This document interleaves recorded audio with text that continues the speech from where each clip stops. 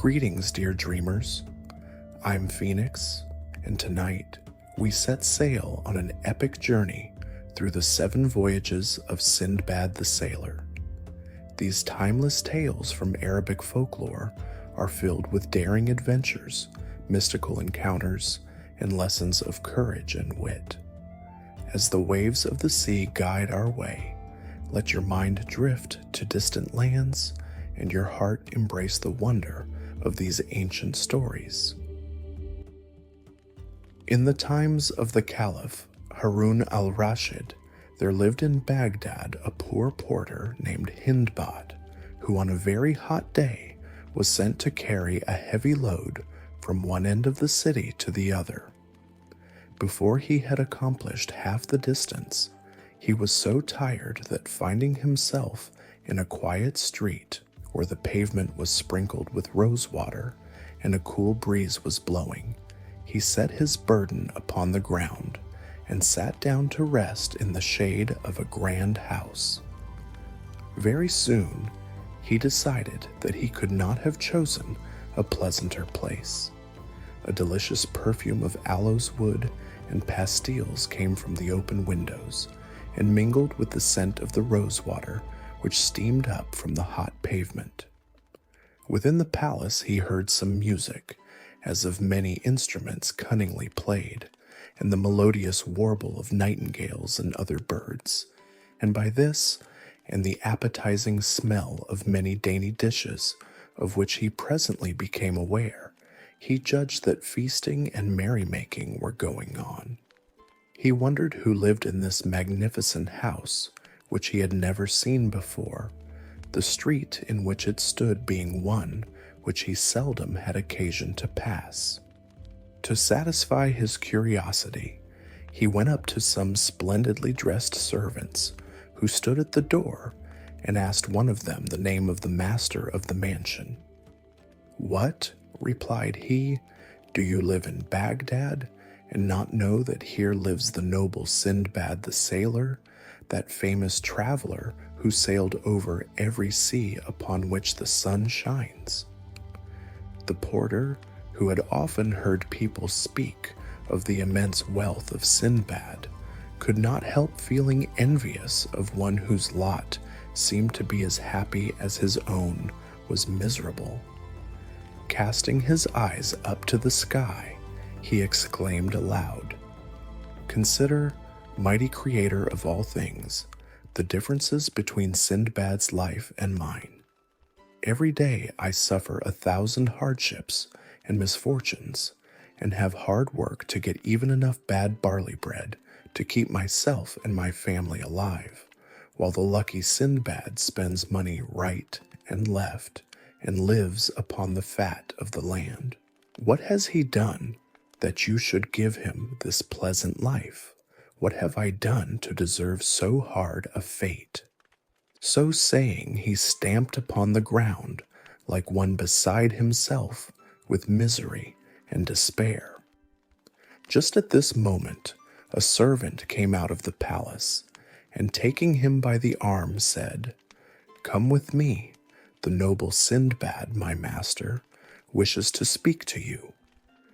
Sindbad was not a little surprised at this summons, and feared that his unguarded words might have drawn upon him the displeasure of Sindbad, so he tried to excuse himself upon the pretext that he could not leave the burden which had been entrusted to him in the street.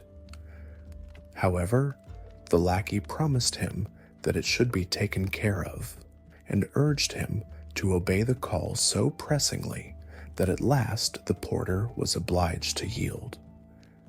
He followed the servant into a vast room where a great company was seated round a table covered with all sorts of delicacies. In the place of the honor sat a tall, grave man whose long white beard gave him a venerable air. Behind his chair stood a crowd of attendants eager to minister to his wants. This was the famous Sindbad himself. The porter, more than ever alarmed at the sight of so much magnificence, tremblingly saluted the noble company. Sindbad, making a sign to him to approach, caused him to be seated at his right hand, and himself heaped choice morsels upon his plate, and poured out for him a draught of excellent wine, and presently, when the banquet drew to a close, spoke to him familiarly, asking his name and occupation. "My lords," replied the porter, "I am called Hindbad." "I am glad to see you here," continued Sindbad, "and I will answer for the rest of the company that they are equally pleased. But I wish you to tell me what it was that you said just now in the street." For Sindbad, passing by the open window before the feast began, had heard his complaint and therefore had sent for him. At this question, Hindbad was covered with confusion, and hanging down his head replied, "My lord, I confess that overcome by weariness and ill humor, I uttered indiscreet words, which I pray you to pardon me." "Oh," replied Sindbad, "do not imagine that I am so unjust as to blame you. On the contrary, I understand your situation and can pity you. Only you appear to be mistaken about me, and I wish to set you right. You doubtless imagine that I have acquired all the wealth and luxury that you see me enjoy, without difficulty or danger, but this is far indeed from being the case. I have only reached this happy state after having for years suffered every possible kind of toil and danger. Yes, my noble friends," he continued, addressing the company, "I assure you that my adventures have been strange enough to deter even the most avaricious men from seeking wealth by traversing the seas. Since you have, perhaps, heard but confused accounts of my 7 voyages, and the dangers and wonders that I have met with by sea and land, I will now give you a full and true account of them, which I think you will be well pleased to hear." As Sindbad was relating his adventures chiefly on account of the porter, he ordered, before beginning his tale, that the burden which had been left in the street should be carried by some of his own servants to the place for which Hindbad had set out at first, while he remained to listen to the story. I had inherited considerable wealth from my parents, and being young and foolish, I at first squandered it recklessly upon every kind of pleasure, but presently, finding that riches speedily take to themselves wings if managed as badly as I was managing mine, and remembering also that to be old and poor is misery indeed, I began to bethink me of how I could make the best of what still remained to me. I sold all my household goods by public auction and joined a company of merchants who traded by sea, embarking with them at Balsora in a ship which we had fitted out between us. We set sail and took our course towards the East Indies by the Persian Gulf, having the coast of Persia upon our left hand and upon our right the shores of Arabia Felix. I was at first much troubled by the uneasy motion of the vessel, but speedily recovered my health, and since that hour have been no more plagued by seasickness. From time to time, we landed at various islands, where we sold or exchanged our merchandise, and one day, when the wind dropped suddenly, we found ourselves becalmed close to a small island like a green meadow, which only rose slightly above the surface of the water. Our sails were furled, and the captain gave permission to all who wished to land for a while and amuse themselves. I was among the number, but when after strolling about for some time we lighted a fire and sat down to enjoy the repast which we had brought with us, we were startled by a sudden and violent trembling of the island, while at the same moment those left upon the ship set up an outcry bidding us come on board for our lives, since what we had taken for an island was nothing but the back of a sleeping whale. Those who were nearest to the boat threw themselves into it.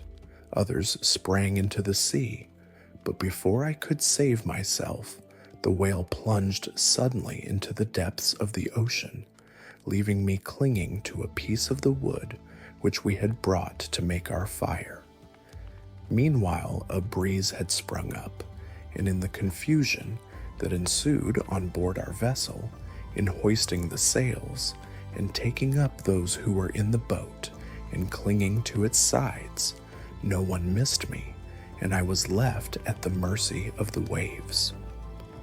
All that day I floated up and down, now beaten this way, now that, and when night fell I despaired for my life. But weary and spent as I was, I clung to my frail support, and great was my joy when the morning light showed me that I had drifted against an island. The cliffs were high and steep, but luckily for me some tree roots protruded in places, and by their aid I climbed up at last, and stretched myself upon the turf at the top, where I lay, more dead than alive, till the sun was high in the heavens. By that time I was very hungry, but after some searching, I came upon some eatable herbs, and a spring of clear water, and much refreshed, I set out to explore the island. Presently I reached a great plain where a grazing horse was tethered, and as I stood looking at it, I heard voices talking apparently underground, and in a moment a man appeared who asked me how I came upon the island. I told him my adventures, and heard in return that he was one of the grooms of Miraj, the king of the island, and that each year they came to feed their master's horses in this plain.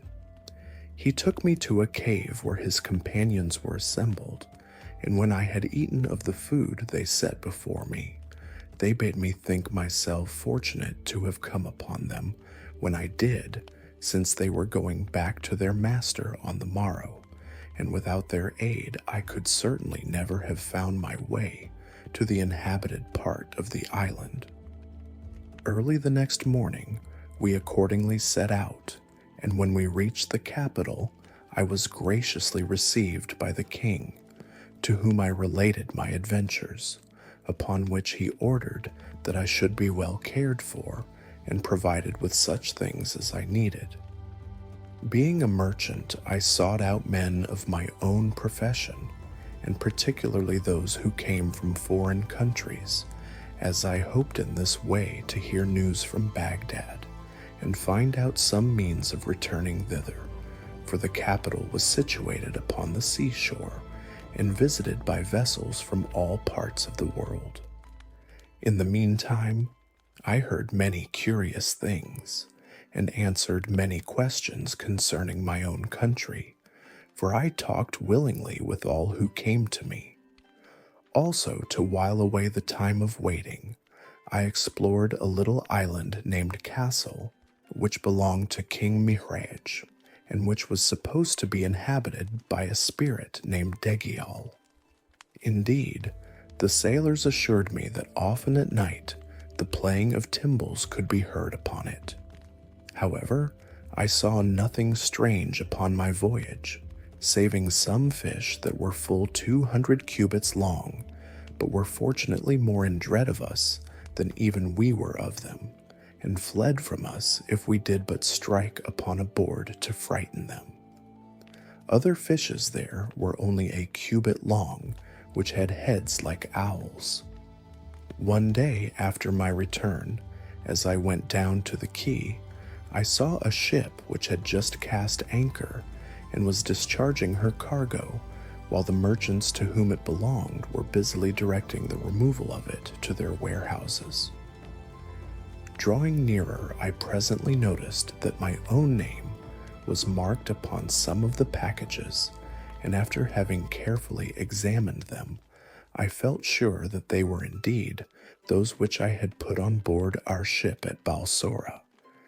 I then recognized the captain of the vessel, but as I was certain that he believed me to be dead, I went up to him and asked who owned the packages that I was looking at. "There was on board my ship," he replied, "a merchant of Baghdad named Sindbad. One day, he and several of my other passengers landed upon what we supposed to be an island, but which was really an enormous whale floating asleep upon the waves.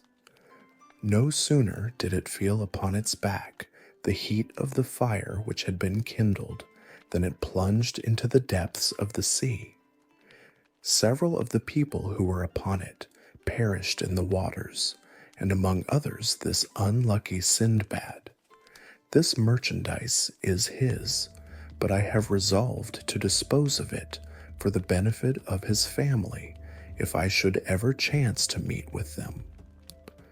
"Captain," said I am that Sindbad whom you believe to be dead, and these are my possessions." When the captain heard these words, he cried out in amazement, "Lackaday! And what is the world coming to? In these days, there is not an honest man to be met with. Did I not with my own eyes see Sindbad drown, and now you have the audacity to tell me that you are he? I should have taken you to be a just man, and yet for the sake of obtaining that which does not belong to you, you are ready to invent this horrible falsehood. Have patience, and do me the favor to hear my story," said I. "Speak then," replied the captain. "I'm all attention." So I told him of my escape, and of my fortunate meeting with the king's grooms, and how kindly I had been received at the palace. Very soon, I began to see that I had made some impression upon him, and after the arrival of some of the other merchants, who showed great joy at once more seeing me alive, he declared that he also recognized me. Throwing himself upon my neck, he exclaimed, "Heaven be praised that you have escaped from so great a danger. As to your goods, I pray you take them, and dispose of them as you please." I thanked him, and praised his honesty, begging him to accept several bales of merchandise in token of my gratitude, but he would take nothing. Of the choicest of my goods I prepared a present for King Miraj, who was at first amazed, having known that I had lost my all. However, when I had explained to him how my bales had been miraculously restored to me, he graciously accepted my gifts, and in return gave me many valuable things. I then took leave of him, and exchanging my merchandise for sandal and aloes wood, camphor, nutmegs, cloves, pepper, and ginger, I embarked upon the same vessel and traded so successfully upon our homeward voyage that I arrived in Balsora with about 100,000 sequins. My family received me with as much joy as I felt upon seeing them once more. I bought land and slaves, and built a great house in which I resolved to live happily, and in the enjoyment of all the pleasures of life, to forget my past sufferings. Here Sindbad paused, and commanded the musicians to play again, while the feasting continued until evening. When the time came for the porter to depart, Sindbad gave him a purse containing 100 sequins, saying, "Take this Hindbad and go home, but tomorrow come again, and you shall hear more of my adventures." The porter retired quite overcome by so much generosity, and you may imagine that he was well received at home, where his wife and children thanked their lucky stars that he had found such a benefactor. The next day, Hindbad, dressed in his best, returned to the Voyager's house, and was received with open arms. As soon as all the guests had arrived, the banquet began as before, and when they had feasted long and merrily, Sindbad addressed them thus: "My friends, I beg that you will give me your attention while I relate the adventures of my second voyage, which you will find even more astonishing than the first. After a very short time, the pleasant, easy life I led made me quite forget the perils of my 2 voyages. Moreover, as I was still in the prime of life, it pleased me better to be up and doing. So once more providing myself with the rarest and choicest merchandise of Baghdad, I conveyed it to Balsora and set sail with other merchants of my acquaintance for distant lands. We had touched at many ports and made much profit when one day upon the open sea we were caught by a terrible wind which blew us completely out of our reckoning, and lasting for several days finally drove us into harbor on a strange island. I would rather have come to anchor anywhere than here, quoth our captain. This island and all adjoining it are inhabited by hairy savages, who are certain to attack us, and whatever these dwarfs may do, we dare not resist, since they swarm like locusts, and if one of them is killed, the rest will fall upon us, and speedily make an end of us. These words caused great consternation among all the ship's company, and only too soon we were to find out that the captain spoke truly. There appeared a vast multitude of hideous savages, not more than 2 feet high and covered with reddish fur. Throwing themselves into the waves, they surrounded our vessel, chattering meanwhile in a language we could not understand, and clutching at ropes and gangways, they swarmed up the ship's side with such speed and agility that they almost seemed to fly. You may imagine the rage and terror that seized us as we watched them, neither daring to hinder them, nor able to speak a word to deter them from their purpose, whatever it might be. Of this we were not left long in doubt. Hoisting the sails and cutting the cable of the anchor, they sailed our vessel to an island which lay a little further off, where they drove us ashore. Then taking possession of her, they made off to the place from which they had come, leaving us helpless upon a shore avoided with horror by all mariners for a reason which you will soon learn. Turning away from the sea, we wandered miserably inland, finding as we went various herbs and fruits which we ate, feeling that we might as well live as long as possible, though we had no hope of escape. Presently we saw in the far distance what seemed to us to be a splendid palace, towards which we turned our weary steps. But when we reached it, we saw that it was a castle, lofty and strongly built. Pushing back the heavy ebony doors, we entered the courtyard, but upon the threshold of the great hall beyond it, we paused, frozen with horror at the sight which greeted us. On one side lay a huge pile of bones, human bones, and on the other, numberless spits for roasting. Overcome with despair, we sank trembling to the ground, and lay there without speech or motion. The sun was setting when a loud noise aroused us. The door of the hall was violently burst open, and a horrible giant entered. He was as tall as a palm tree, and perfectly black, and had one eye, which flamed like a burning coal in the middle of his forehead. His teeth were long and sharp, and grinned horribly, while his lower lip hung down upon his chest, and he had ears like elephant's ears, which covered his shoulders, and nails like the claws of some fierce bird. At this terrible sight, our senses left us, and we lay like dead men. When at last we came to ourselves, the giant sat examining us attentively with his fearful eye. Presently, when he had looked at us enough, he came towards us, and stretching out his hand took me by the back of the neck, turning me this way and that, but feeling that I was mere skin and bone, he set me down again and went on to the next, whom he treated in the same fashion. At last he came to the captain, and finding him the fattest of us all, he took him up in one hand and stuck him upon a spit, and proceeded to kindle a huge fire, at which he presently roasted him.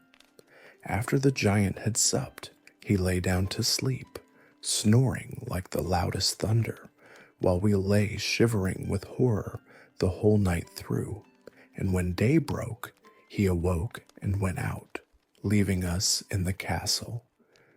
When we believed him to be really gone, we started up bemoaning our horrible fate, until the hall echoed with our despairing cries. Though we were many, and our enemy was alone, it did not occur to us to kill him, and indeed, we should have found that a hard task, even if we had thought of it, and no plan could we devise to deliver ourselves. So at last, submitting to our sad fate, we spent the day in wandering up and down the island, eating such fruits as we could find, and when night came, we returned to the castle, having sought in vain for any other place of shelter. At sunset the giant returned, supped upon one of our unhappy comrades, slept and snored till dawn, and then left us as before. Our condition seemed to us so frightful that several of my companions thought it would be better to leap from the cliffs and perish in the waves at once, rather than await so miserable an end. But I had a plan of escape, which I now unfolded to them, and which they at once agreed to attempt. Listen, my brothers, I added. You know that plenty of driftwood lies along the shore. Let us make several rafts and carry them to a suitable place. If our plot succeeds, we can wait patiently for the chance of some passing ship which would rescue us from this fatal island. If it fails, we must quickly take to our rafts. Frail as they are, we have more chance of saving our lives with them than we have if we remain here. All agreed with me, and we spent the day in building rafts, each capable of carrying 3 persons. At nightfall, we returned to the castle, and very soon in came the giant, and one more of our number was sacrificed. But the time of our vengeance was at hand. As soon as he had finished his horrible repast, he lay down to sleep as before, and when we heard him begin to snore, I, and 9 of the boldest of my comrades, rose softly and took each a spit, which we made red hot in the fire, and then at a given signal we plunged it with one accord into the giant's eye, completely blinding him. Uttering a terrible cry, he sprang to his feet, clutching in all directions to try to seize one of us. But we had all fled different ways as soon as the deed was done, and thrown ourselves flat upon the ground, in corners where he was not likely to touch us with his feet. After a vain search, he fumbled about till he found the door, and flayed out of it howling frightfully. As for us, when he was gone, we made haste to leave the fatal castle, and stationing ourselves beside our rafts, we waited to see what would happen. Our idea was that if, when the sun rose, we saw nothing of the giant, and no longer heard his howls, which still came faintly through the darkness, growing more and more distant, we should conclude that he was dead, and that we might safely stay upon the island, and need not risk our lives upon the frail rafts. But alas, morning light showed us our enemy approaching us, supported on either hand by 2 giants nearly as large and fearful as himself, while a crowd of others followed close upon their heels. Hesitating no longer, we clambered upon our rafts and rowed with all our might out to sea. The giants, seeing their prey escaping them, seized up huge pieces of rock, and wading into the water, hurled them after us with such good aim that all the rafts except the one I was upon were swamped, and their luckless crews drowned, without our being able to do anything to help them. Indeed, I and my two companions had all we could do to keep our own raft beyond the reach of the giants, but by dint of hard rowing, we at last gained the open sea. Here we were at the mercy of the winds and waves, which tossed us to and fro all that day and night. But the next morning we found ourselves near an island, upon which we gladly landed. There we found delicious fruits, and having satisfied our hunger, we presently lay down to rest upon the shore. Suddenly we were aroused by a loud rustling noise, and starting up, saw that it was caused by an immense snake, which was gliding towards us over the sand. So swiftly it came that it had seized one of my comrades before he had time to fly, and in spite of his cries and struggles, speedily crushed the life out of him in its mighty coils, and proceeded to swallow him. By this time, my other companion and I were running for our lives to some place where we might hope to be safe from this new horror, and seeing a tall tree, we climbed up into it, having first provided ourselves with a store of fruit off the surrounding bushes. When night came, I fell asleep, but only to be awakened once more by the terrible snake, which, after hissing horribly round the tree, at last reared itself up against it, and finding my sleeping comrade who was perched just below me, it swallowed him also, and crawled away, leaving me half dead with terror. When the sun rose, I crept down from the tree, with hardly a hope of escaping the dreadful fate which had overtaken my comrades. But life is sweet, and I determined to do all I could to save myself. All day long I toiled with frantic haste, and collected quantities of dry brushwood, reeds, and thorns, which I bound with faggots, and making a circle of them under my tree, I piled them firmly one upon another, until I had a kind of tent, in which I crouched like a mouse in a hole when she sees the cat coming. You may imagine what a fearful night I passed, for the snake returned eager to devour me, and glided round and round my frail shelter seeking an entrance. Every moment I feared that it would succeed in pushing aside some of the faggots, but happily for me, they held together, and when it grew light, my enemy retired, baffled and hungry, to his den. As for me, I was more dead than alive. Shaking with fright, and half suffocated by the poisonous breath of the monster, I came out of my tent and crawled down to the sea, feeling that it would be better to plunge from the cliffs and end my life at once than pass such another night of horror. But to my joy and relief, I saw a ship sailing by, and by shouting wildly and waving my turban, I managed to attract the attention of her crew. A boat was sent to rescue me, and very soon I found myself on board, surrounded by a wondering crowd of sailors and merchants eager to know by what chance I found myself in that desolate island.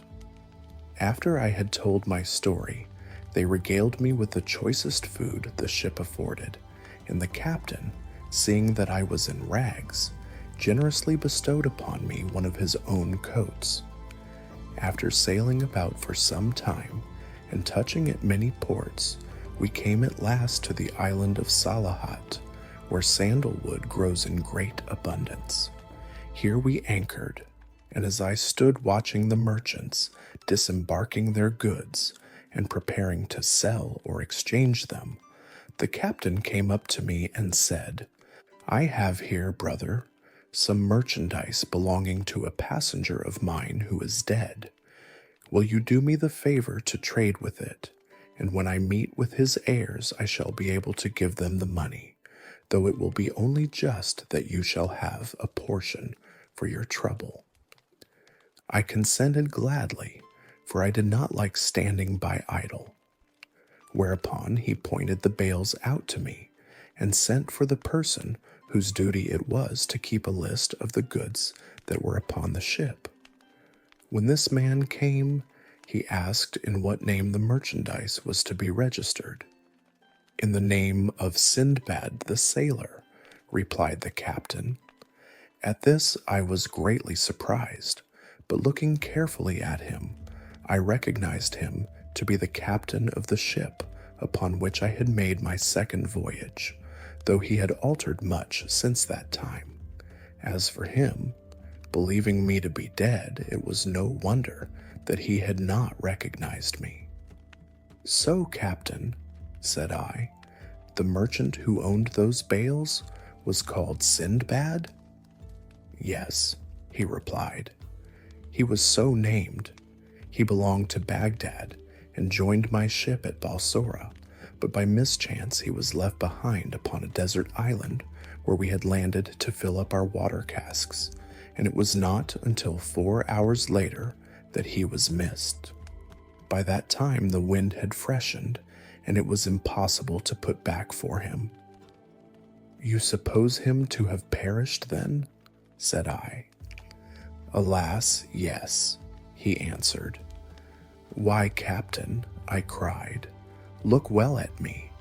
I am that Sindbad who fell asleep upon the island and awoke to find himself abandoned. The captain stared at me in amazement, but was presently convinced that I was indeed speaking the truth and rejoiced greatly at my escape. I am glad to have that piece of carelessness off my conscience at any rate, said he. Now take your goods and the profit I have made for you upon them, and may you prosper in future. I took them gratefully, and as we went from one island to another, I laid in stores of cloves, cinnamon, and other spices. In one place I saw a tortoise, which was 20 cubits long and as many broad, also a fish that was like a cow, and had skin so thick that it was used to make shields. Another I saw that was like a camel in shape and color. So by degrees we came back to Balsora, and I returned to Baghdad with so much money that I could not myself count it, besides treasures without end. I gave largely to the poor, and bought much land to add to what I already possessed, and thus ended my third voyage. When Sindbad had finished his story, he gave another 100 sequins to Hindbad, who then departed with the other guests. But next day, when they had all reassembled, and the banquet was ended, their host continued his adventures. Rich and happy as I was after my third voyage, I could not make up my mind to stay at home altogether. My love of trading, and the pleasure I took in anything that was new and strange, made me set my affairs in order and begin my journey through some of the Persian provinces, having first sent off stores of goods to await my coming in the different places I intended to visit.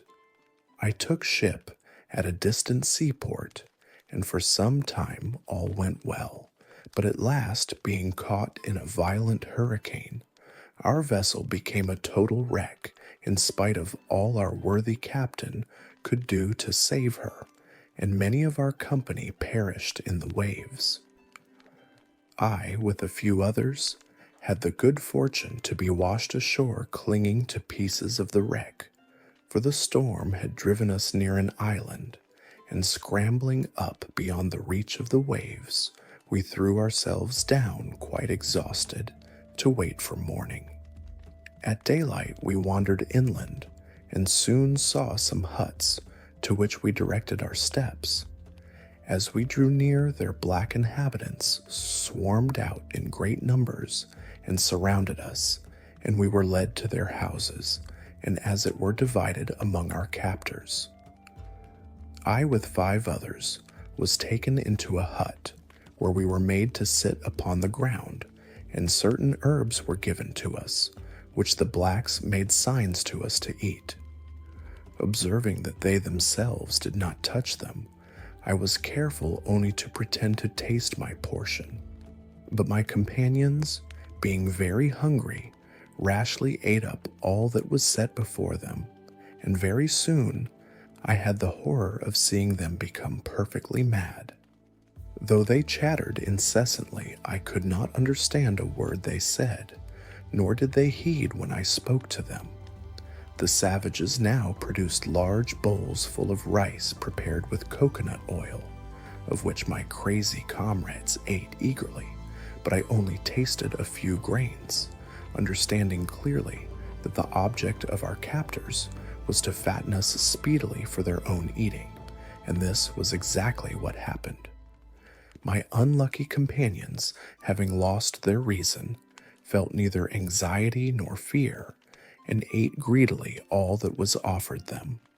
So they were soon fat, and there was an end of them, but I grew leaner day by day, for I ate but little, and even that little did me no good by reason of my fear of what lay before me.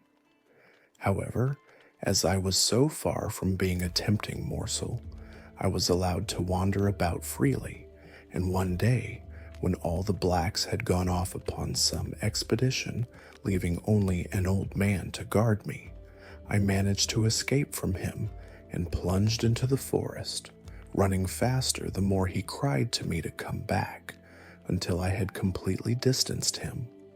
For 7 days I hurried on, resting only when the darkness stopped me, and living chiefly upon coconuts, which afforded me both meat and drink. And on the 8th day I reached the seashore, and saw a party of white men gathering pepper, which grew abundantly all about.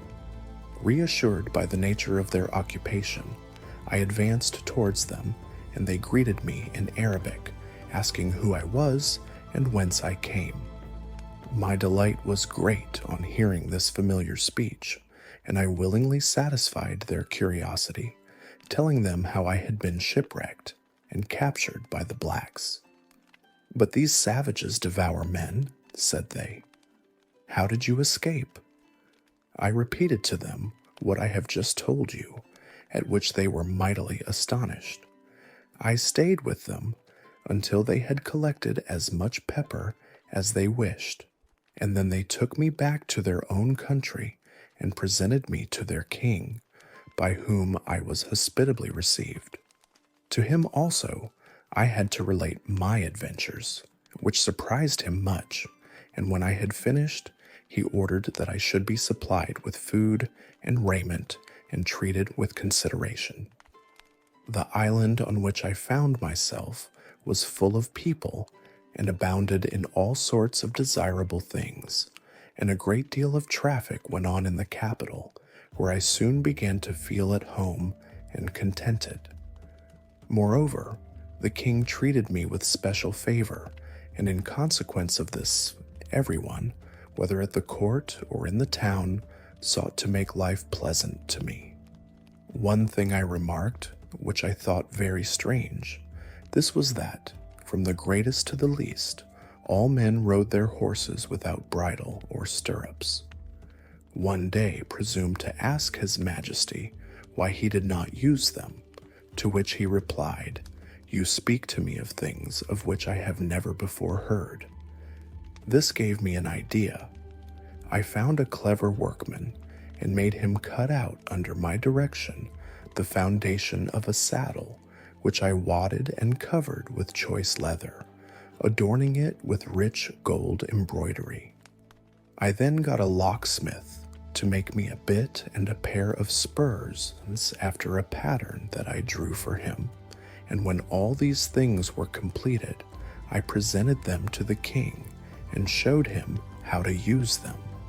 When I had saddled one of his horses, he mounted it and rode about quite delighted with the novelty, and to show his gratitude, he rewarded me with large gifts. After this, I had to make saddles for all the principal officers of the king's household, and as they all gave me rich presents, I soon became very wealthy and quite an important person in the city. One day the king sent for me and said, "Sindbad, I am going to ask a favor of you. Both I and my subjects esteem you and wish you to end your days amongst us. Therefore, I desire that you will marry a rich and beautiful lady whom I will find for you, and think no more of your own country." As the king's will was law, I accepted the charming bride he presented to me and lived happily with her. Nevertheless, I had every intention of escaping at the first opportunity and going back to Baghdad.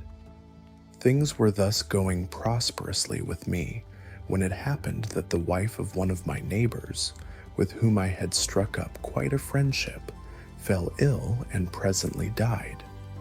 I went to his house to offer my consolations and found him in the depths of woe.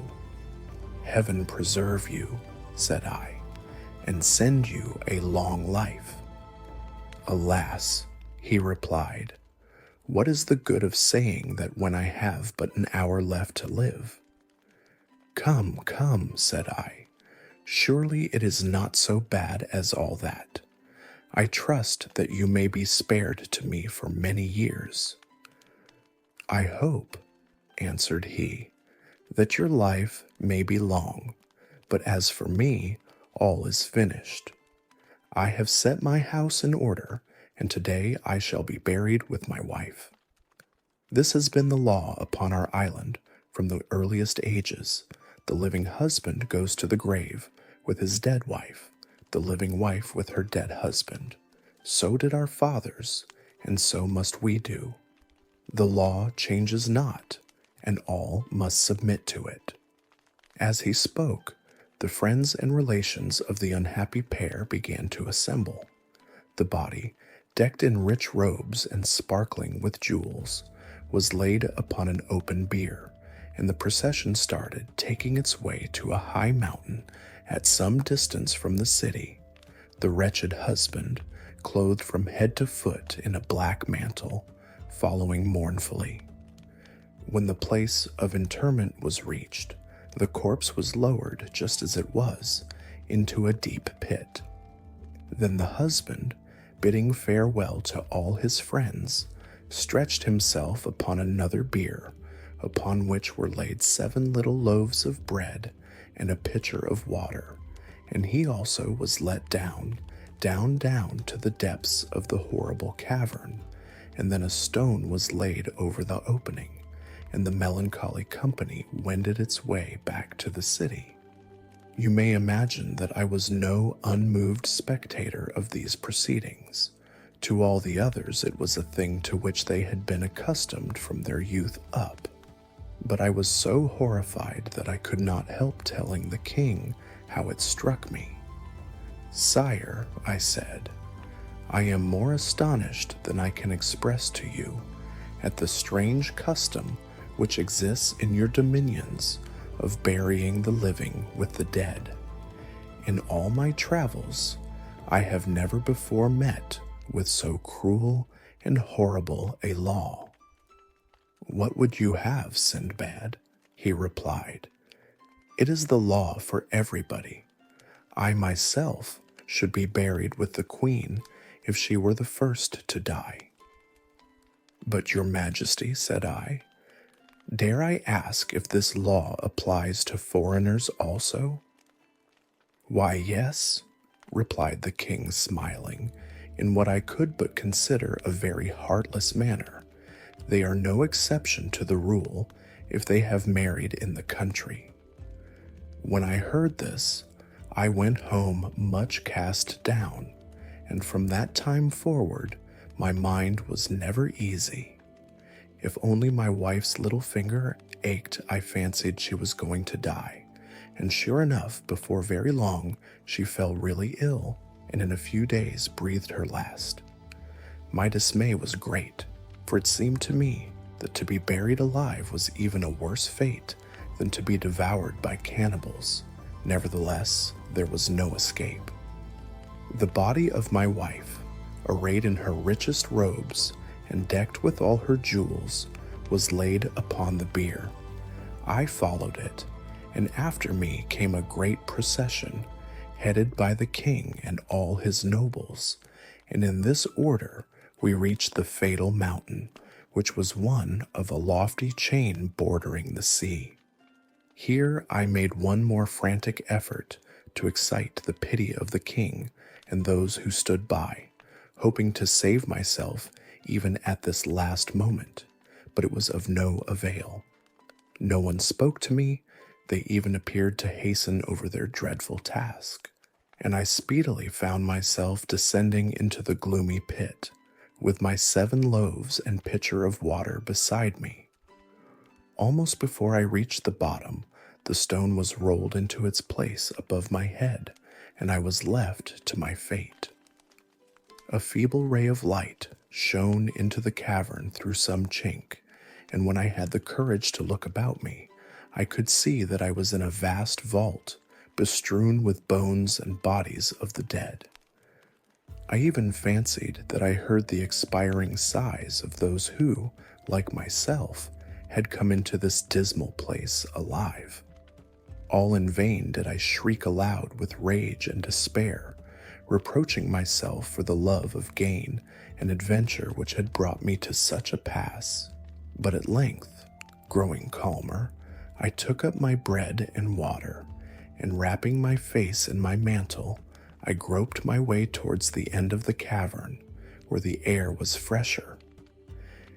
Here I lived in darkness and misery until my provisions were exhausted, but just as I was nearly dead from starvation, the rock was rolled away overhead, and I saw that a bier was being lowered into the cavern, and that the corpse upon it was a man. In a moment my mind was made up. The woman who followed had nothing to expect but a lingering death. I should be doing her a service if I shortened her misery. Therefore, when she descended, already insensible from terror, I was ready armed with a huge bone, one blow from which left her dead, and I secured the bread and water which gave me a hope of life. Several times did I have recourse to this desperate expedient, and I know not how long I had been a prisoner when one day I fancied that I heard something near me, which breathed loudly. Turning to the place from which the sound came, I dimly saw a shadowy form, which fled at my movement, squeezing itself through a cranny in the wall. I pursued it as fast as I could, and found myself in a narrow crack among the rocks, along which I was just able to force my way. I followed it for what seemed to me many miles, and at last saw before me a glimmer of light which grew clearer every moment until I emerged upon the seashore with a joy which I cannot describe. When I was sure that I was not dreaming, I realized that it was doubtless some little animal which had found its way into the cavern from the sea, and when disturbed had fled, showing me a means of escape which I could never have discovered for myself. I hastily surveyed my surroundings, and saw that I was safe from all pursuit from the town. The mountains sloped sheer down to the sea, and there was no road across them. Being assured of this, I returned to the cavern and amassed a rich treasure of diamonds, rubies, emeralds, and jewels of all kinds which strewed the ground. These I made up into bales and stored them into a safe place upon the beach, and then waited hopefully for the passing of a ship. I had looked out for 2 days, however, before a single sail appeared, so it was with much delight that I at last saw a vessel not very far from the shore, and by waving my arms and uttering loud cries, succeeded in attracting the attention of her crew. A boat was sent off to me, and in answer to the questions of the sailors as to how I came to be in such a plight, I replied that I had been shipwrecked 2 days before, but had managed to scramble ashore with the bales which I pointed out to them. Luckily for me, they believed my story, and without even looking at the place where they found me, took up my bundles and rowed me back to the ship. Once on board, I soon saw that the captain was too much occupied with the difficulties of navigation to pay much heed to me, though he generously made me welcome and would not even accept the jewels with which I offered to pay my passage. Our voyage was prosperous, and after visiting many lands and collecting in each place great store of goodly merchandise, I found myself at last in Baghdad once more, with unheard of riches of every description. Again, I gave large sums of money to the poor and enriched all the mosques in the city, after which I gave myself up to my friends and relations, with whom I passed my time in feasting and merriment. Here Sindbad paused, and all his hearers declared that the adventures of his fourth voyage had pleased them better than anything they had heard before.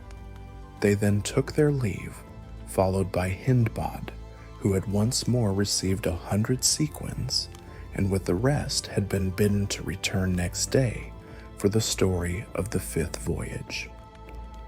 When the time came, all were in their places, and when they had eaten and drunk of all that was set before them, Sindbad began his tale. Not even all that I had gone through could make me contented with a quiet life. I soon wearied of its pleasures and longed for change and adventure. Therefore I set out once more, but this time in a ship of my own, which I built and fitted out at the nearest seaport. I wished to be able to call at whatever port I chose, taking my own time. But as I did not intend carrying enough goods for a full cargo, I invited several merchants of different nations to join me. We set sail with the first favorable wind, and after a long voyage upon the open seas, we landed upon an unknown island which proved to be uninhabited. We determined, however, to explore it, but had not gone far when we found a roc's egg, as large as the one I had seen before, and evidently very nearly hatched, for the beak of the young bird had already pierced the shell. In spite of all I could say to deter them, the merchants who were with me fell upon it with their hatchets, breaking the shell and killing the young roc. Then lighting a fire upon the ground, they hacked morsels from the bird and proceeded to roast them while I stood by aghast. Scarcely had they finished their ill-omened repast when the air above us was darkened by two mighty shadows.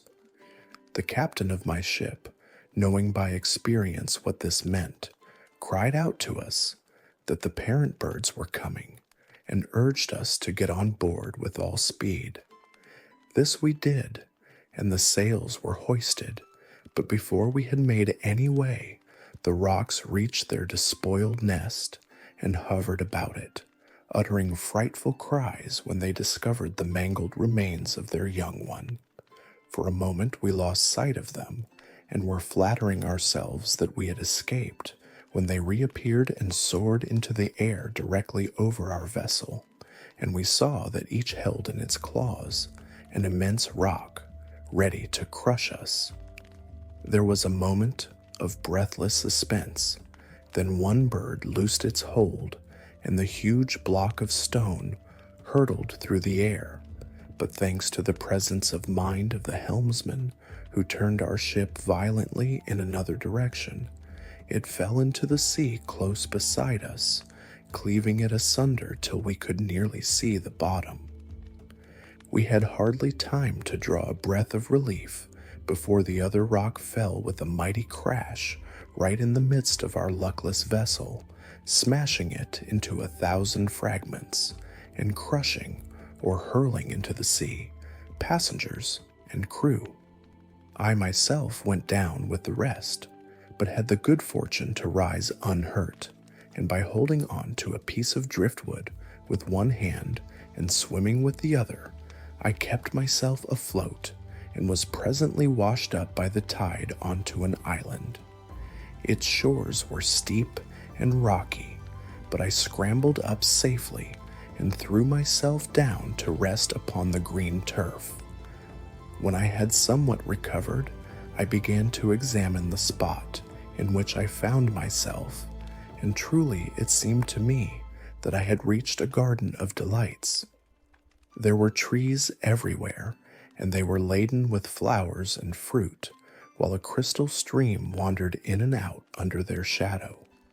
When night came, I slept sweetly in a cozy nook, though the remembrance that I was alone in a strange land made me sometimes start up and look around me in alarm, and then I wished heartily that I had stayed at home at ease. However, the morning sunlight restored my courage, and I once more wandered among the trees, but always with some anxiety as to what I might see next. I had penetrated some distance into the island when I saw an old man bent and feeble sitting upon the river bank, and at first I took him to be some shipwrecked mariner like myself. Going up to him, I greeted him in a friendly way, but he only nodded his head at me in reply. I then asked what he did there, and he made signs to me that he wished to get across the river to gather some fruit, and seemed to beg me to carry him on my back. Pitying his age and feebleness, I took him up, and wading across the stream, I bent down that he might more easily reach the bank, and bade him get down. But instead of allowing himself to be set upon his feet, even now it makes me laugh to think of it, this creature who had seemed to me so decrepit leapt nimbly upon my shoulders, and hooking his legs round my neck gripped me so tightly that I was well nigh choked, and so overcome with terror that I fell insensible to the ground. When I recovered, my enemy was still in his place, though he had released his hold enough to allow me breathing space, and seeing me revive, he prodded me adroitly first with one foot, and then with the other, until I was forced to get up and stagger about with him under the trees while he gathered and ate the choicest fruits. This went on all day, and even at night when I threw myself down, half dead with weariness, the terrible old man held on tight to my neck, nor did he fail to greet the first glimmer of morning light by drumming upon me with his heels, until I perforce awoke and resumed my dreary march with rage and bitterness in my heart. It happened one day that I passed a tree under which lay several dry gourds, and catching one up, I amused myself with scooping out its contents and pressing into it the juice of several bunches of grapes which hung from every bush. When it was full, I left it propped in the fork of a tree, and a few days later, carrying the hateful old man that way, I snatched at my gourd as I passed it, and had the satisfaction of a draught of excellent wine so good and refreshing that I even forgot my detestable burden, and began to sing and caper. The old monster was not slow to perceive the effect which my draught had produced, and that I carried him more lightly than usual, so he stretched out his skinny hand, and seizing the gourd first tasted its contents cautiously, then drained them to the very last drop. The wine was strong and the gourd capacious, so he also began to sing after a fashion, and soon I had the delight of feeling the iron grip of his goblin legs unclasp, and with one vigorous effort I threw him to the ground, from which he never moved again. I was so rejoiced to have at last got rid of this uncanny old man that I ran leaping and bounding down to the seashore, where by the greatest good luck I met with some mariners who had anchored off the island to enjoy the delicious fruits and to renew their supply of water. They heard the story of my escape with amazement, saying, "You fell into the hands of the old man of the sea, and it is a mercy that he did not strangle you as he has everyone else, upon whose shoulders he has managed to perch himself. This island is well known as the scene of his evil deeds, and no merchant or sailor who lands upon it cares to stray far away from his comrades." After we had talked for a while, they took me back with them on board their ship, where the captain received me kindly, and we soon set sail, and after several days reached a large and prosperous-looking town where all the houses were built of stone. Here we anchored, and one of the merchants, who had been very friendly to me on the way, took me ashore with him and showed me a lodging set apart for strange merchants. He then provided me with a large sack and pointed out to me a party of others equipped in like manner. "Go with them," said he, "and do as they do, but beware of losing sight of them, for if you strayed, your life would be in danger." With that he supplied me with provisions and bade me farewell, and I set out with my new companions. I soon learnt that the object of our expedition was to fill our sacks with coconuts, but when at length I saw the trees and noted their immense height and the slippery smoothness of their slender trunks, I did not at all understand how we were to do it. The crowns of the cocoa palms were all alive with monkeys, big and little, which skipped from one to the other with surprising agility, seeming to be curious about us and disturbed at our appearance, and I was at first surprised when my companions, after collecting stones, began to throw them at the lively creatures, which seemed to me quite harmless. But very soon I saw the reason of it and joined them heartily, for the monkeys, annoyed and wishing to pay us back in our own coin, began to tear the nuts from the trees and cast them at us with angry and spiteful gestures, so that after very little labor, our sacks were filled with the fruit which we could not otherwise have obtained. As soon as we had as many as we could carry, we went back to the town, where my friend bought my share and advised me to continue the same occupation until I had earned money enough to carry me to my own country. This I did, and before long had amassed a considerable sum.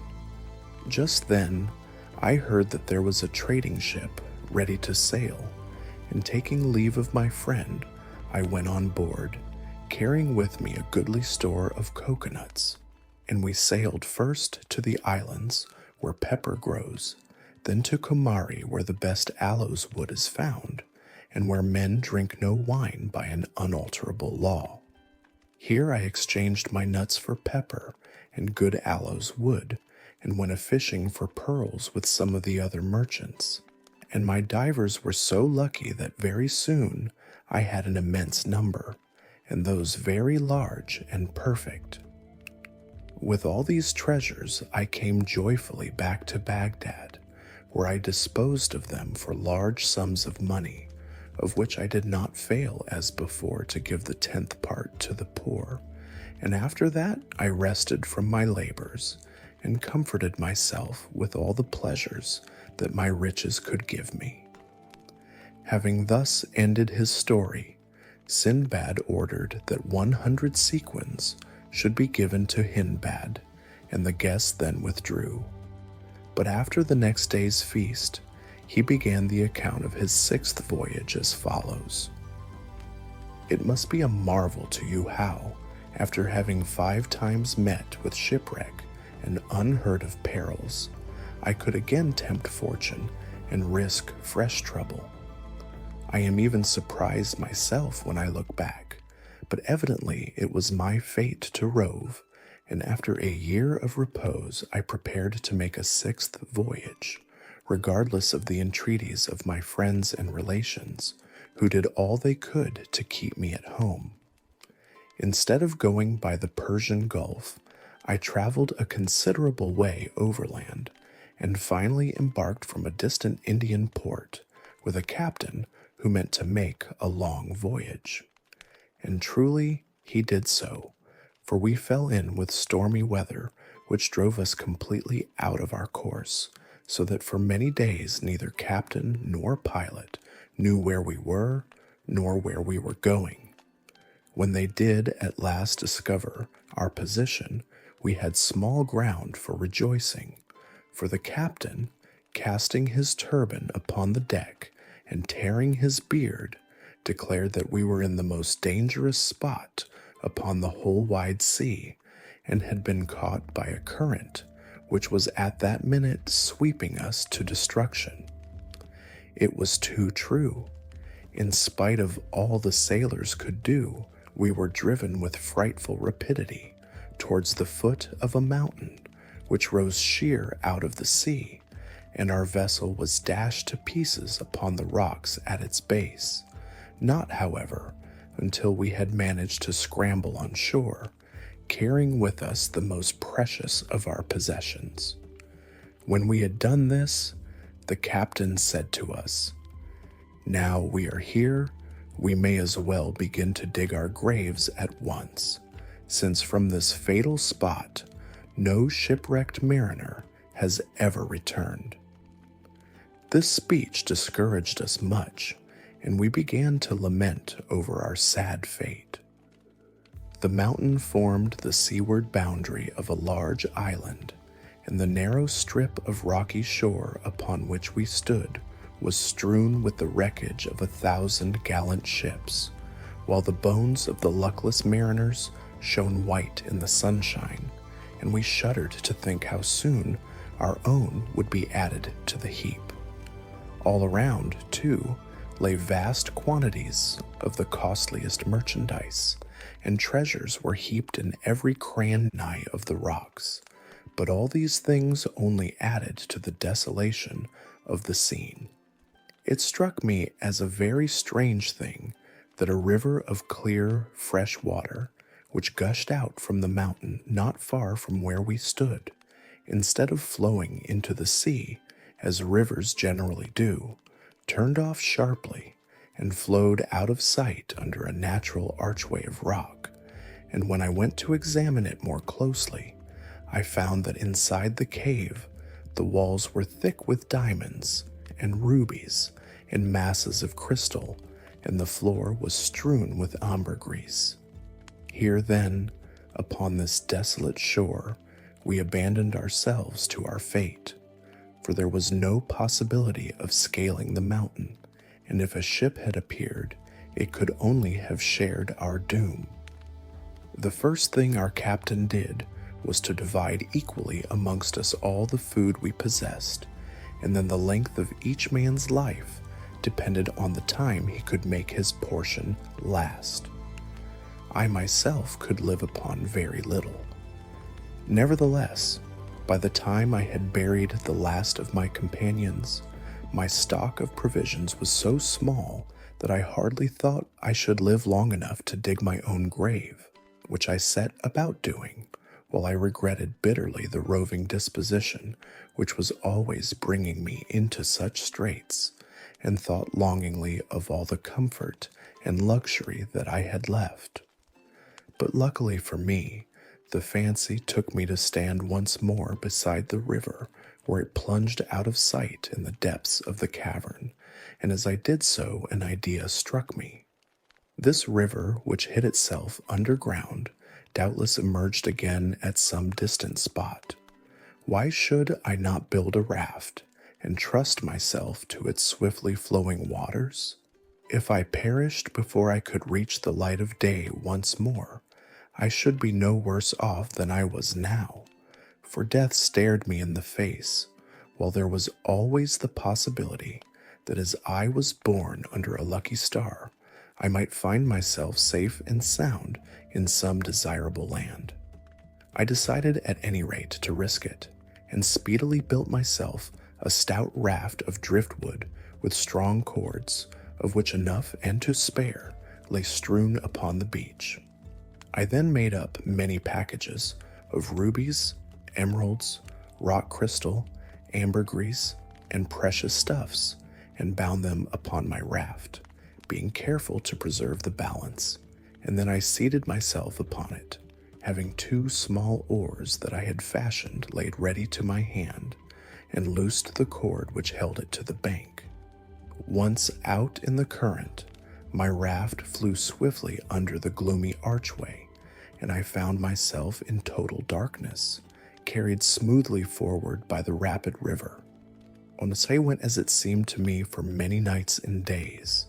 Once the channel became so small that I had a narrow escape of being crushed against the rocky roof, and after that I took the precaution of lying flat upon my precious bales, though I only ate what was absolutely necessary to keep myself alive. The inevitable moment came when, after swallowing my last morsel of food, I began to wonder if I must after all die of hunger. Then, worn out with anxiety and fatigue, I fell into a deep sleep, and when I again opened my eyes, I was once more in the light of day. A beautiful country lay before me, and my raft, which was tied to the river bank, was surrounded by friendly-looking black men. I rose and saluted them, and they spoke to me in return, but I could not understand a word of their language. Feeling perfectly bewildered by my sudden return to life and light, I murmured to myself in Arabic, "Close thine eyes, and while thou sleepst heaven will change thy fortune from evil to good." One of the natives, who understood this tongue, then came forward saying, "My brother, be not surprised to see us. This is our land, and as we came to get water from the river, we noticed your raft floating down it, and one of us swam out and brought you to the shore. We have waited for your awakening. Tell us now whence you come and where you were going by that dangerous way." I replied that nothing would please me better than to tell them, but that I was starving and would fain eat something first. I was soon supplied with all I needed, and having satisfied my hunger, I told them faithfully all that had befallen me. They were lost in wonder at my tale when it was interpreted to them, and said that adventures so surprising must be related to their king only by the man to whom they had happened. So procuring a horse, they mounted me upon it, and we set out, followed by several strong men carrying my raft just as it was upon their shoulders.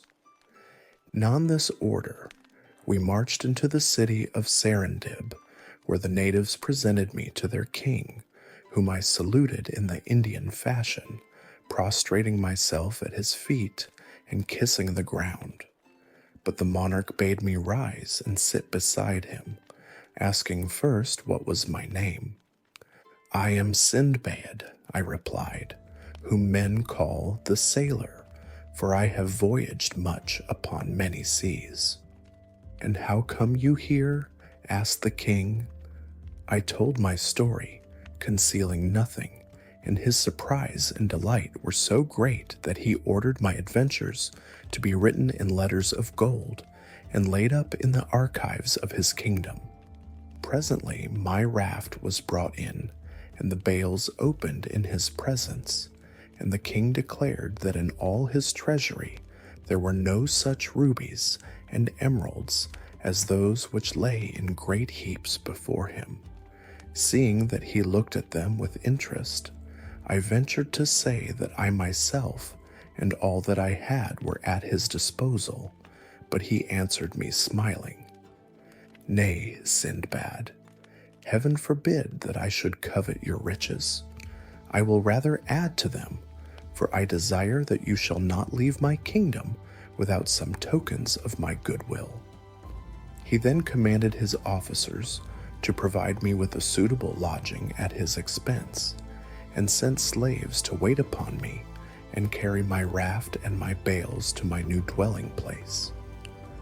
You may imagine that I praised his generosity and gave him grateful thanks, nor did I fail to present myself daily in his audience chamber, and for the rest of my time I amused myself in seeing all that was most worthy of attention in the city. The island of Sindbad being situated on the equinoctial line, the days and nights there are of equal length. The chief city is placed at the end of a beautiful valley, formed by the highest mountain in the world, which is in the middle of the island. I had the curiosity to ascend to its very summit, for this was the place to which Adam was banished out of paradise. Here are found rubies and many precious things, and rare plants grow abundantly, with cedar trees and cocoa palms. In the seashore and at the mouths of the rivers, the divers seek for pearls, and in some valleys, diamonds are plentiful.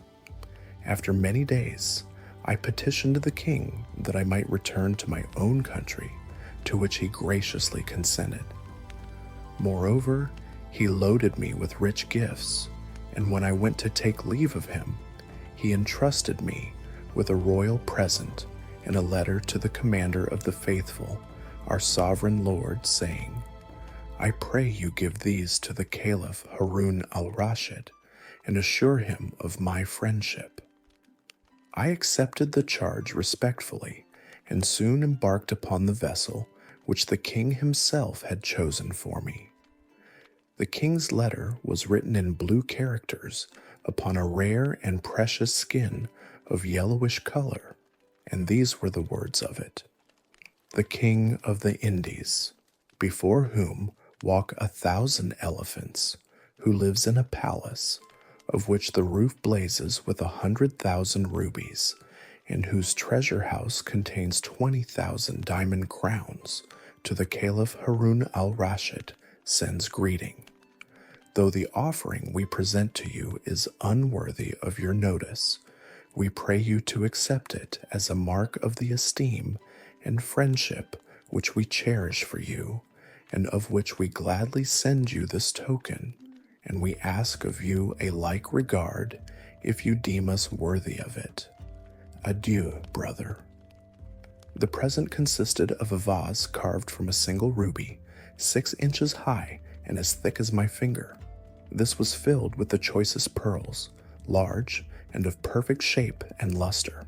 Secondly, a huge snake skin, with scales as large as a sequin, which would preserve from sickness those who slept upon it. Then quantities of aloes wood, camphor, and pistachio nuts. And lastly, a beautiful slave girl, whose robes glittered with precious stones.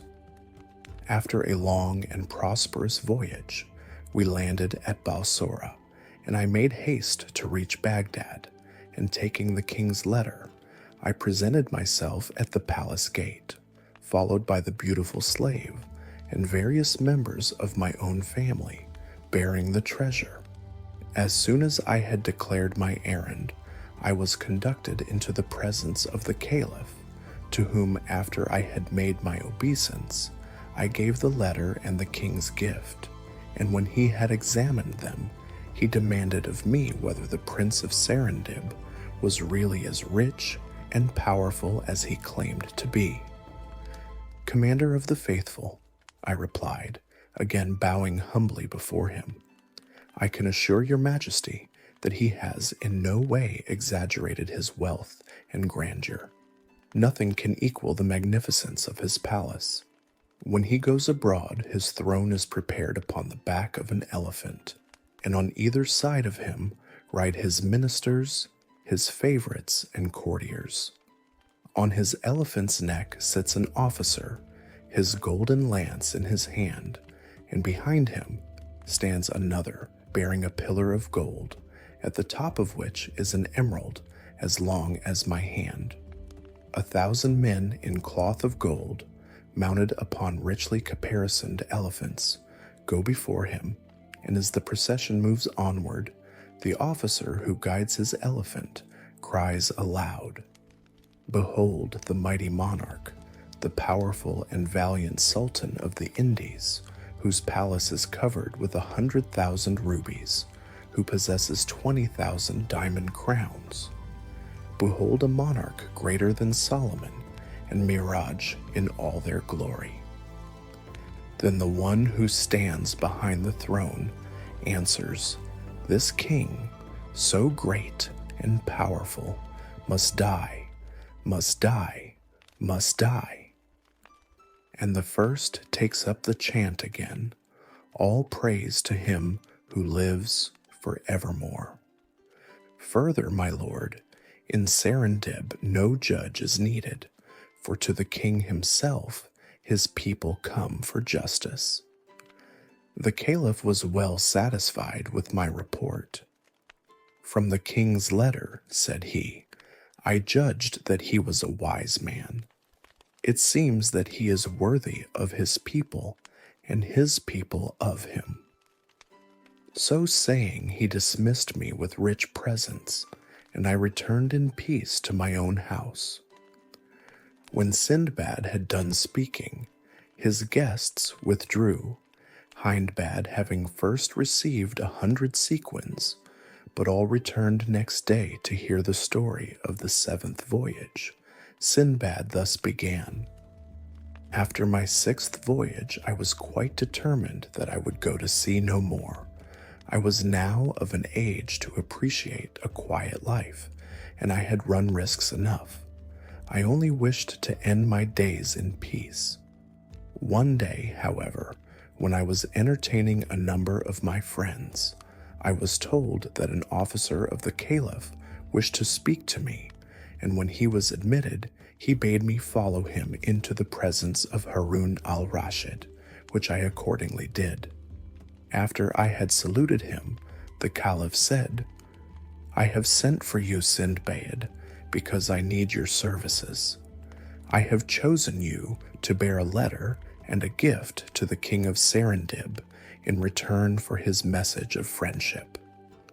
The caliph's commandment fell upon me like a thunderbolt.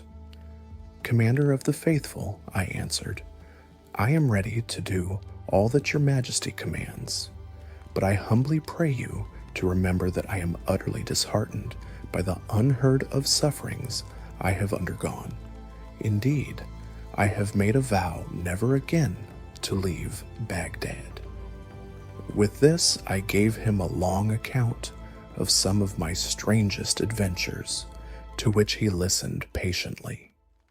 'I admit,' said he, 'that you have indeed had some extraordinary experiences, but I do not see why they should hinder you from doing as I wish. You have only to go straight to Serendib and give my message, then you are free to come back and do as you will. But go you must.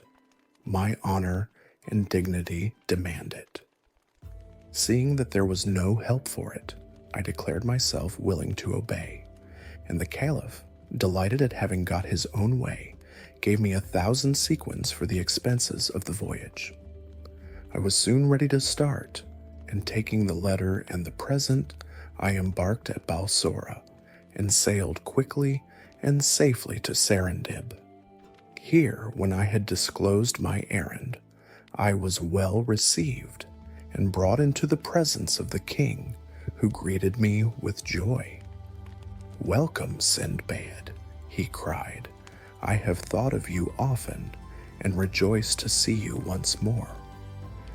After thanking him for the honor that he did me, I displayed the caliph's gifts.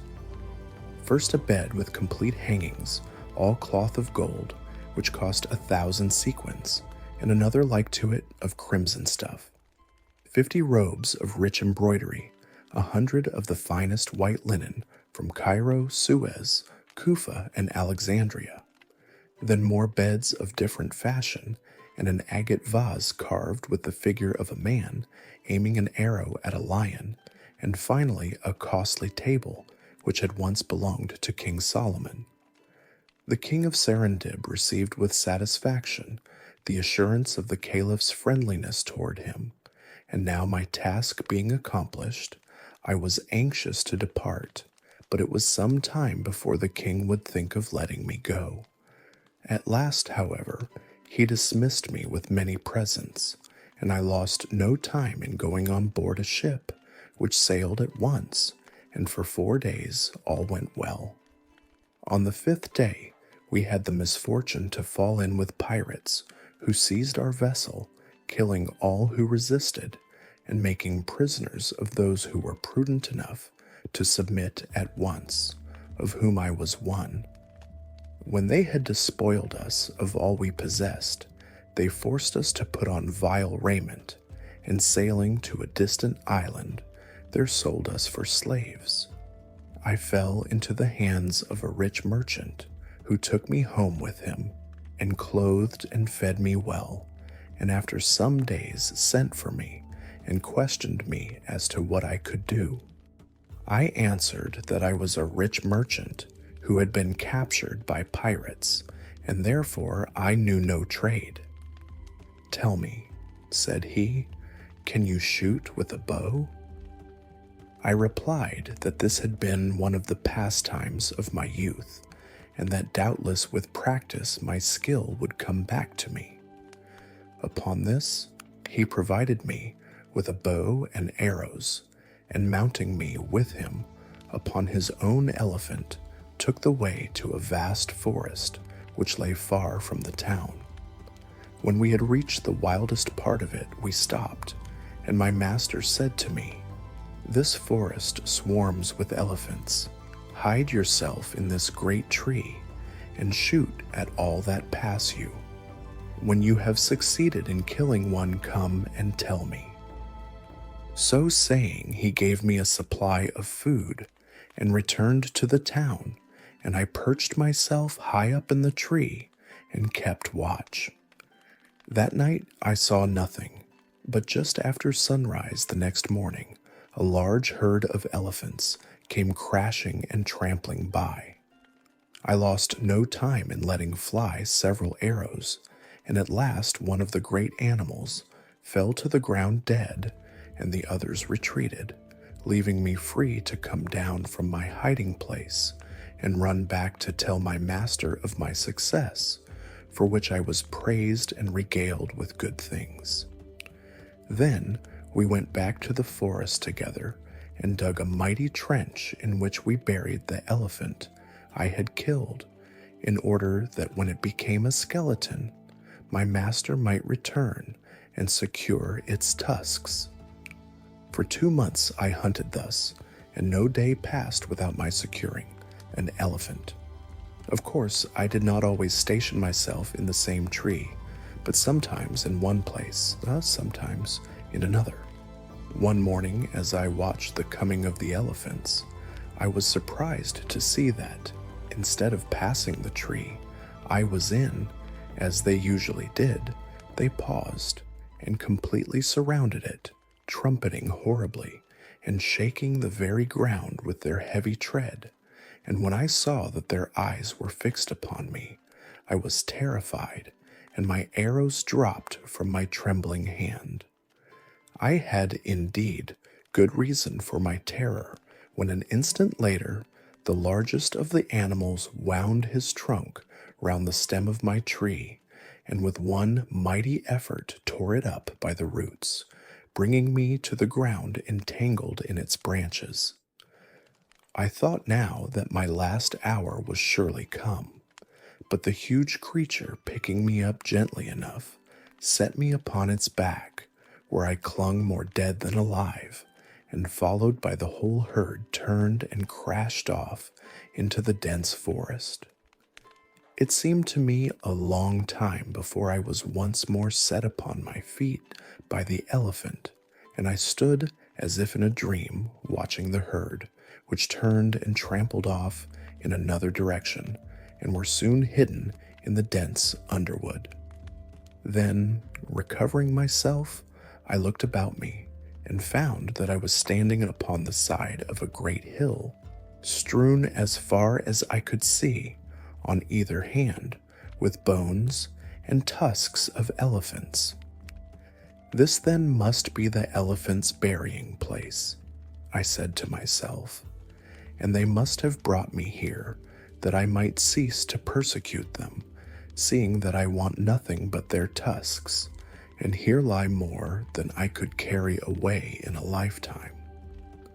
Whereupon I turned and made for the city as fast as I could go, not seeing a single elephant by the way, which convinced me that they had retired deeper into the forest to leave the way open to the ivory hill, and I did not know how sufficiently to admire their sagacity. After a day and a night, I reached my master's house and was received by him with joyful surprise. "Ah, poor Sindbad," he cried. "I was wondering what could have become of you. When I went to the forest, I found the tree newly uprooted and the arrows lying beside it, and I feared I should never see you again. Pray tell me how you escaped death." I soon satisfied his curiosity, and the next day we went together to the ivory hill, and he was overjoyed to find that I had told him nothing but the truth. When we had loaded our elephant with as many tusks as it could carry, and were on our way back to the city, he said, "My brother, since I can no longer treat as a slave one who has enriched me thus, take your liberty, and may heaven prosper you. I will no longer conceal from you that these wild elephants have killed numbers of our slaves every year. No matter what good advice we gave them, they were caught sooner or later. You alone have escaped the wiles of these animals, therefore you must be under the special protection of heaven. Now through you the whole town will be enriched without further loss of life.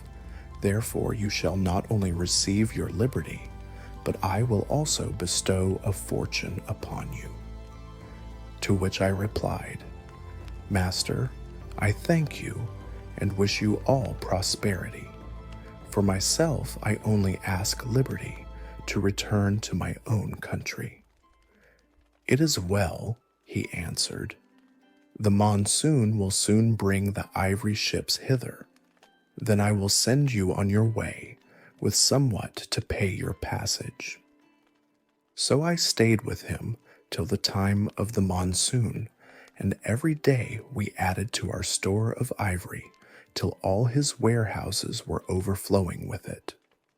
By this time, the other merchants knew the secret, but there was enough and to spare for all. When the ships at last arrived, my master himself chose the one in which I was to sail, and put on board for me a great store of choice provisions, also ivory in abundance, and all the costliest curiosities of the country, for which I could not thank him enough. And so we parted. I left the ship at the first port we came to, not feeling at ease upon the sea, after all that had happened to me by reason of it, and having disposed of my ivory for much gold, and bought many rare and costly presents, I loaded my pack animals and joined a caravan of merchants.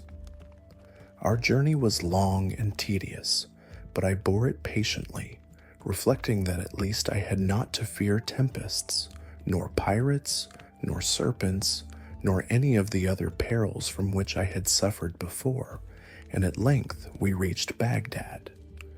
My first care was to present myself before the Caliph and give him an account of my embassy. He assured me that my long absence had disquieted him much, but he had nevertheless hoped for the best.